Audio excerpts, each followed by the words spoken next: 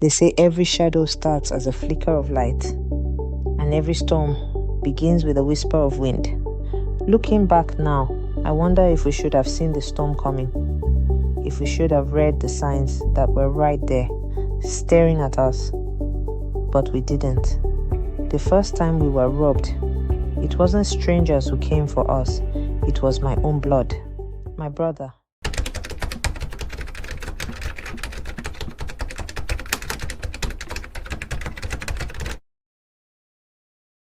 Welcome back to Groit's Lens, where forgotten tales are given a voice and shadows of the past walk among us once more. Tonight, we journey into a story of family, betrayal, and vengeance. A tale where love and loyalty are tested, and the scars of yesterday refuse to fade. Now, let the story begin. It was the day before Valentine's, a day most people look forward to. But for my brother Ayo, it was a deadline. He had been on my mother's neck for days, begging her for 20,000 naira.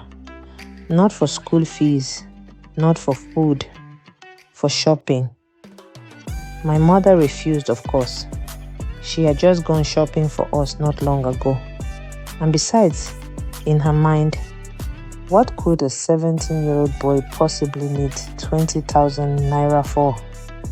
The day before Valentine's. But I knew. Everyone on our street knew.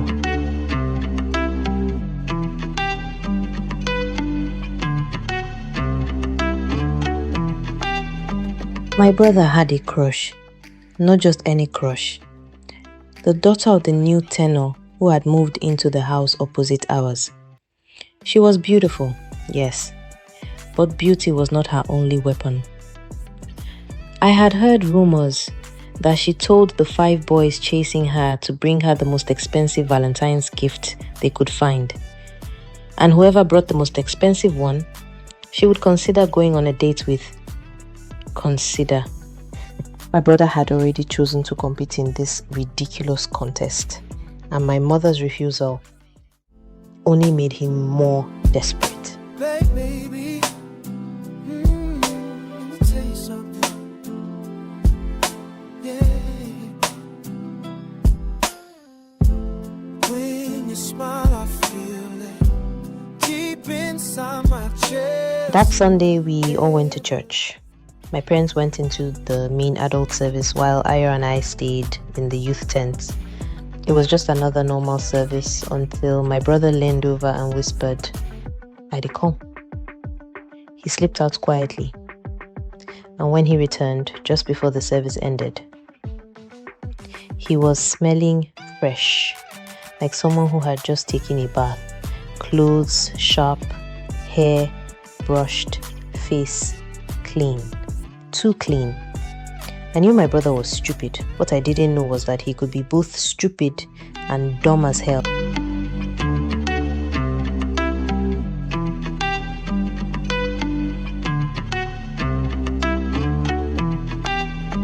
Thinking back, maybe it all started years earlier. We were 5 or 6 years old. It began with chicken. Yes, chicken. My mother had cooked chicken for the family, and it was sitting in the pot. Ayo snuck in at night, took a piece, and ate it without washing his hands. My father came home late that night, around 9. He smelled Ayo's hands and knew instantly. But my mother held him to her chest and said, "I grew up poor. I only ate chicken at Christmas. My son can eat chicken whenever he feels like, even at night." My father shook his head. "You are spoiling this boy," he warned. But my mother, she only smiled. And maybe that smile was the beginning of the trouble. Now, at 17, that boy who once stole chicken in the dark was breaking into our own home. That Valentine's Eve, my parents discovered our bread, jewelry, and some cash missing. He didn't win the competition though. The son of our pastor did. I checked my own safe later that night. Everything was still there. I smiled to myself. No matter how irresponsible Ayo might be, I thought, he would never steal from his twin sister. I believed that with all my heart.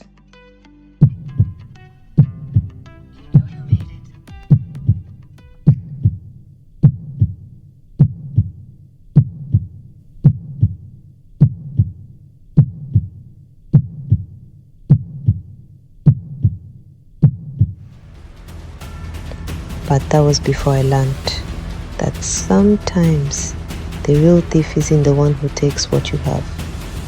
It's the one who takes who you love. And the next time we were robbed, it wouldn't just be bread or jewelry that went missing. It would be everything. The night had fallen like a heavy curtain over our home. I was awake as usual, making calls in the quiet hours. The kind of calls you make when the world is asleep, but your mind refuses to rest. There's something about the darkness that makes you feel exposed. Like every shadow is watching you. And that night, the shadows came for us.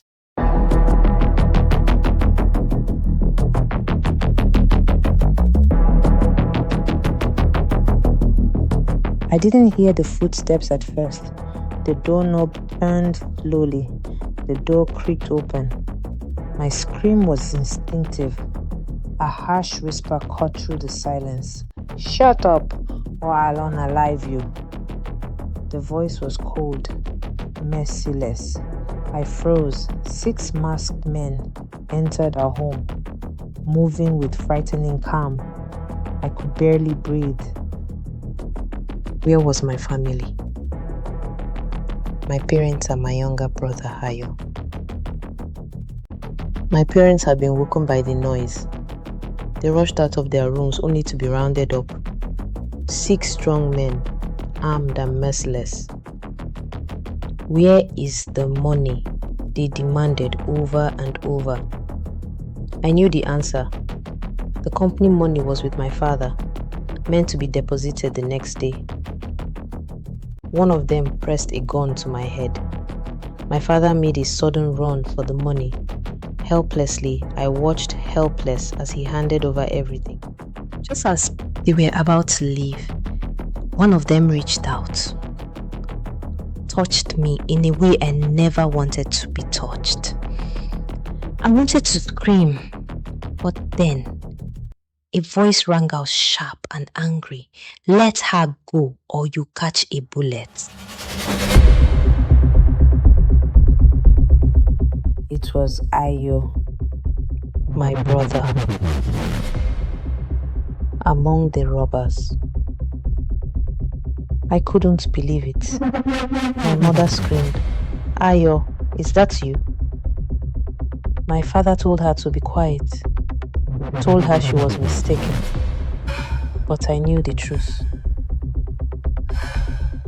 The men began arguing. "When we robbed your house, shall we touch your sister?" said one.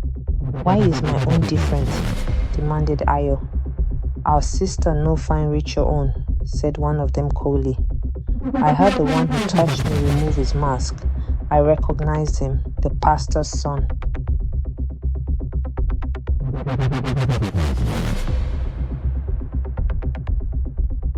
The argument grew heated.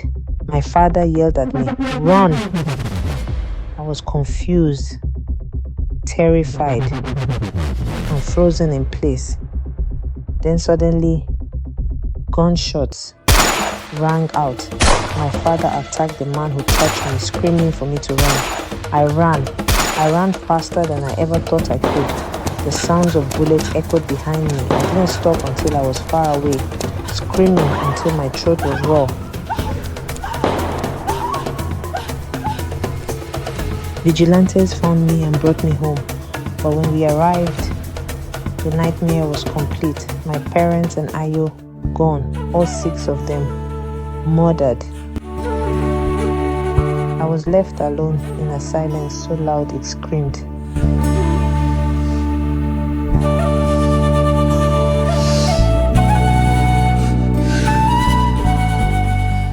When the police came, I covered for my brother.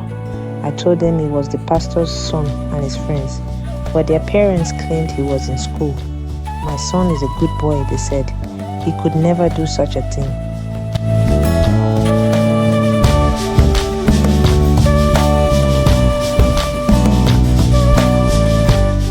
"20 years have passed, but I will never forget that night, and I will never forget the face of the one who smiled as he walked away."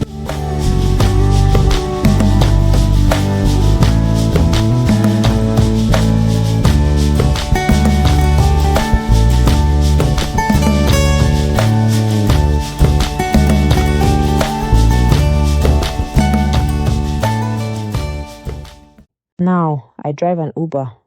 It's nothing like the life I dreamed of, but it pays the bills. Then, one day, fate twisted the knife deeper. At the airport, I saw him, the pastor's son.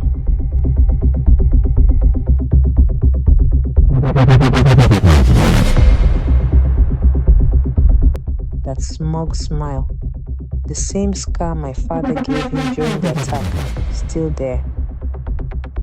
He approached me like nothing had happened. "Are you my Uber?" he asked, his accent thick but familiar.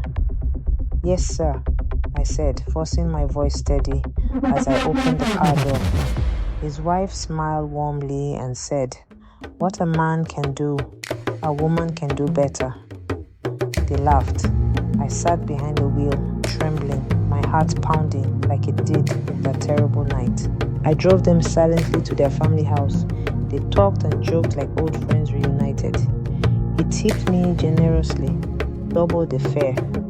Then he winked and walked inside, leaving me to stare after him, shaking.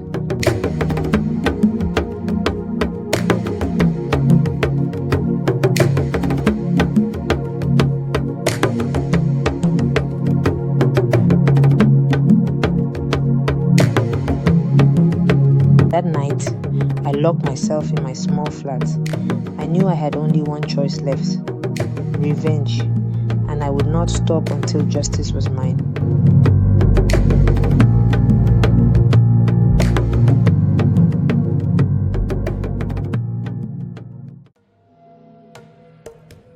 Revenge is a poison.